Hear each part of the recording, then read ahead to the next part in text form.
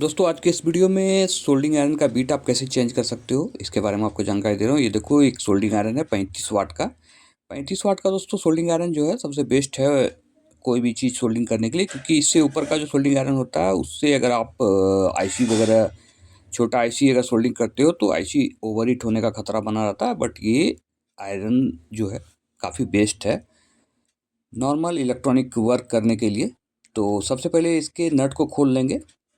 होता क्या है दोस्तों, 65 वाट का जो हम लोग सोल्डिंग आयरन यूज करते हैं वो बड़े स्टेबलायर वगैरह का सोल्डिंग करने के लिए करते हैं, क्योंकि उसका वायर मोटा होता है और मोटा वायर को सोल्डिंग करने के लिए हमें बड़ा सोल्डर आयरन चाहिए जिसमें ज़्यादा हीट हो। बट अगर हम सर्किट वगैरह का काम करेंगे तो ये आयरन ही बेस्ट है।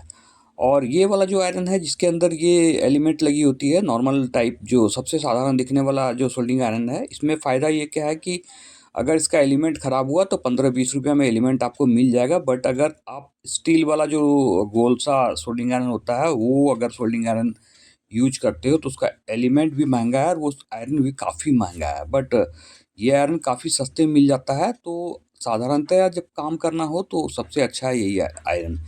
क्योंकि इससे ऊपर का जो मॉडल हम लेंगे तो उसका जो पीछे का पकड़ने वाला जो हैंडल होता है वो फाइबर का होता है, वो थोड़ा थोड़ा गर्म हो जाता है। बट ये वाला जो है इसमें काठ का, आप देख रहे हो पटरे का लगा हुआ है, इसमें लकड़ी का बीट है जो कि कभी गर्म नहीं होता। आप कितना भी देर इससे काम कर लो या फिर इससे हीट कर लो।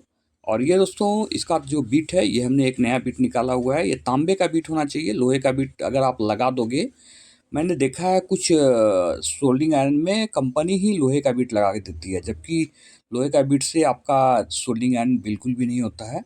आप कितना भी गर्म कर लो उससे, बट आयरन जब आप यूज करोगे रांगा गलाने के लिए तो नहीं होगा, उससे रांगा नहीं गलेगा। और ये जो आपका एलिमेंट है इसे हमें ध्यानपूर्वक यूज करना है। इसके अंदर जो है थोड़ा तांबे का प्लेट वगैरह टूटा हुआ रहता है कचरा, तो इस तरह से पटक के थोड़ा सा आपको इस तरह से मारना है। ज़्यादा इस पे लोड नहीं देना है या फिर ज़्यादा इसे लेफ्ट राइट मोड़ना नहीं है, नहीं तो इसका जो एलिमेंट है ये ख़राब हो जाएगा और बहुत बड़ी प्रॉब्लम आ जाएगी। और इसका जो सामने का हीट रोकने वाला जो प्लेट है उसे भी लगा देना है।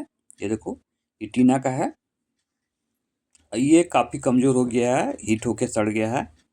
बट इसे लगा देने से फ़ायदा क्या होगा कि जब हम सोल्डिंग आयरन करेंगे तो सामने गर्मी नहीं फेंकेगा। इस तरह से लगा देना है।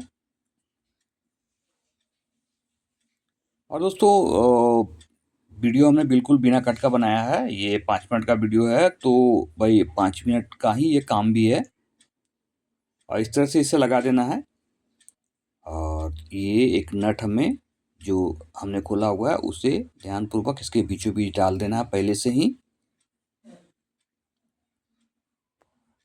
और हमने एक ऊपर से जो आप देख रहे हो ये, इसे हमने टाइट होने के लिए लगाया है, क्योंकि जब हमने एलिमेंट को लगाया तो काफ़ी पतला एलिमेंट था, तो उसको गैप को भरने के लिए हमने एक ऊपर से पुराना वाला जो एलिमेंट है उसको तोड़ के आधा उसका इसके ऊपर डाल दिया, ताकि अच्छे से टाइट रहे। क्योंकि अगर टाइट नहीं रहेगा दोस्तों तो बीट इसका हिलेगा और काम करने में फिर नहीं बनेगा, मज़ा नहीं आएगा काम करने में और काम ख़राब भी हो जाएगा सोल्डिंग आयरन।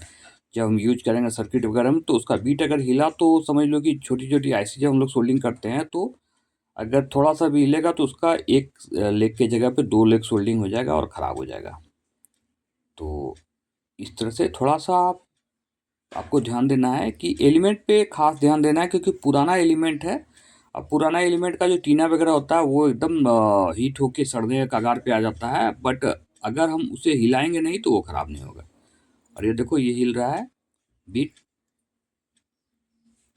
इसी वजह से इसके अंदर ही इस प्लेट को हमने लगाया है।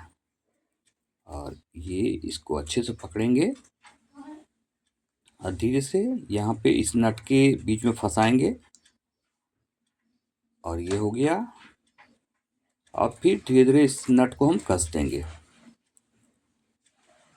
ये नट भी दोस्तों काफ़ी पुराना हो चुका है, हीट होने की वजह से इसका जो स्टील का निकिल वगैरह होता है वो ख़राब हो जाता है। इस नट को भी लगता है बदलना पड़ेगा, बट अभी देख रहे हैं कि लग जाए।